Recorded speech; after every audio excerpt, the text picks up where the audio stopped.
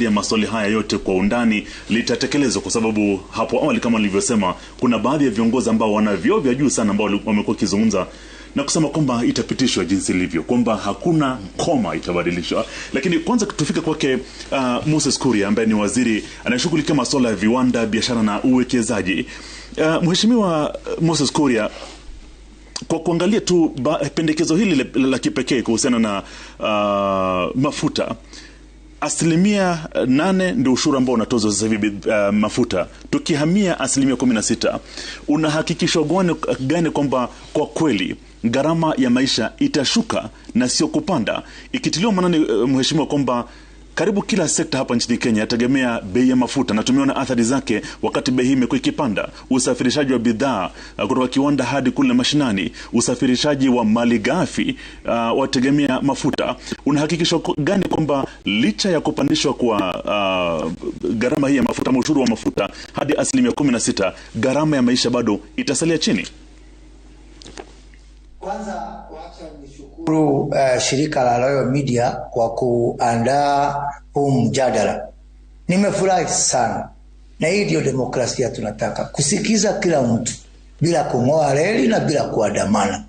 Tunasikiza upande huu na upande ule mwingine. Kama tungekuwa tunafanya mambo kwa ustaarabu kama hivi, tungekuwa mbali sana kama nchi. Kwa hivyo mimi nimefurahia kwamba nimeweza kupata nafasi ya kupata hisia za Wakenya kutoka upande mbalimbali. Mwishowe ni wabunge wetu 348 ambao wako huko bunge, na mimi natumai ya kwamba kila mtu ataheshimu, kwa sababu wao wabunge wamechaguliwa na raia, ile wataamua kwa bunge, kila mtu aheshimu.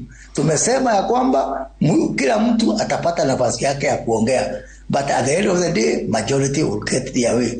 Ya pili, tumemaliza mwaka mmoja sasa tangu tuchaguane. Tuko mwezi wa 6, karibu tuingie mwezi wa 8, mwaka mmoja ishe. Sisi kama Kenya Kwanza tuko na ile manifesto tulipelekea wananchi. So kwa hivyo mimi nataka kusema watu wasione kama kwamba tuliamka siku moja tukasema tuko na hii ama tuko na ile ama tuko na housing. Hii yote tulienda tukauzia na Wakenya wakaunga mkono hiyo sera, na lazima tutimize ile ambao Wakenya walipitisha. Nikuja kwa swali yako, mambo ya mambo ya uchumi ni mambo ya unaangalia upande huu na upande ule mwingine. Kuna ile taxes ambayo imepunguzwa. Tumesema upande wa gesi tumepunguza. Tumesema mambo ya rental income tumepunguza. Lakini acha nikwambie, kila mtu anajua ya kwamba Uhuru Kenyatta alituachia madeni. Na madeni ya Uhuru hatuwezi kuepuka. Lazima tukalipa. Usifikirie ati hakutakuwa na gharama. Wakati tunalalamikia madeni, hiyo ya Uhuru Kenyatta iko na gharama yake. Na gharama moja, wakati unaingia kwa gari, ukipata nauli imeongezeka, ujue ya kwamba, kumbuka ya kwamba madeni ya Uhuru lazima tulipe. Lakini pia wakati tuliingia kwa serikali, ili jambo la subsidy kwanza, niongee mambo ya subsidy. Tukasema subsidies distort markets and subsidies distort the economy.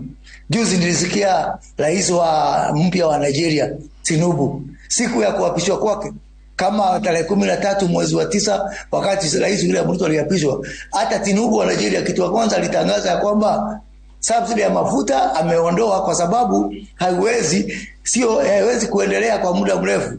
Yaani kwa kimombo tunasema sio sustainable. Kwa hivyo mimi nataka kusema hivi. Mimi najua gharama ya maisha upande mwingine kwa sababu ya mafuta inaenda juu. Ndidi Nyoro amewaambia kwamba tutatengeneza barabara, tutatengeneza hospitali, tutatengeneza kilimo. Hii mambo yote trilioni 3 na kitu ambayo nataka tutumie za kuendelea katika hizo maendeleo ni bilioni 700 peke yake. Kuna wafanyikazi wengi milioni 1 wako kwa serikali ambao wanatumia kiwango kikubwa sana.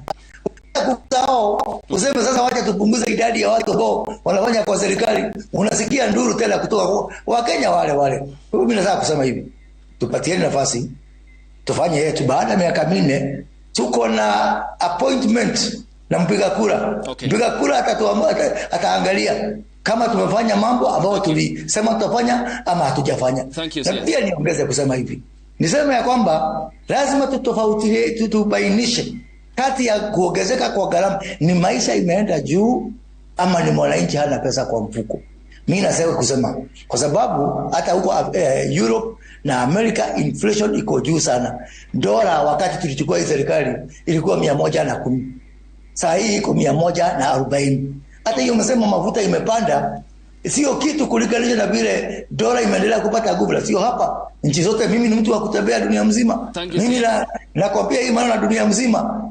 Kwa hivyo tuseme hata kama bei ya gharama ya maisha tena juu kidogo, hizi juhudi ambazo tunasema ya kujenga nyumba, ya kujenga viwanda, ya kutengeneza ajira, mwananchi atakuwa na pesa zaidi kwa mfuko. Kwa hivyo hata hiyo gharama haitakuwa kubwa sana. Thank you CS, your time is appreciated. Coming to you, Chairperson.